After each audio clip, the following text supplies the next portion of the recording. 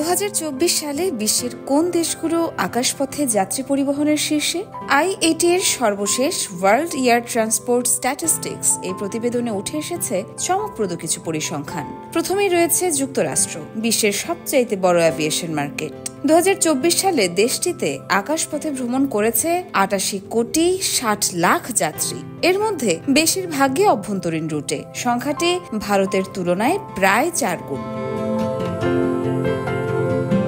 দ্বিতীয় স্থানে চীন, 74,10,00,000 যাত্রী পরিবহন করেছে তারা। প্রবৃদ্ধির দিক থেকে কিন্তু চীন এগিয়ে, 2023 সালের তুলনায় 18.7% বেশি যাত্রী।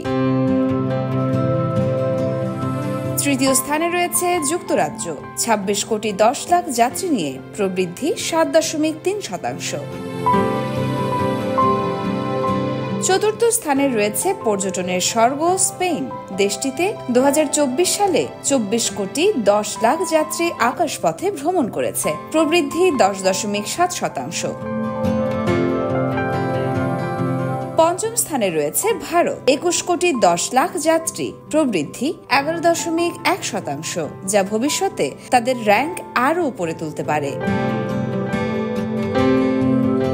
আকাশপথের এই পরিসংখ্যান বলছে ভ্রমণ প্রেমীদের দুনিয়া থেমে নেই, বরং আরো দ্রুত গতিতে এগিয়ে চলেছে। ইয়র্মা শায়ের জাহান, দেশকাল নিউজ।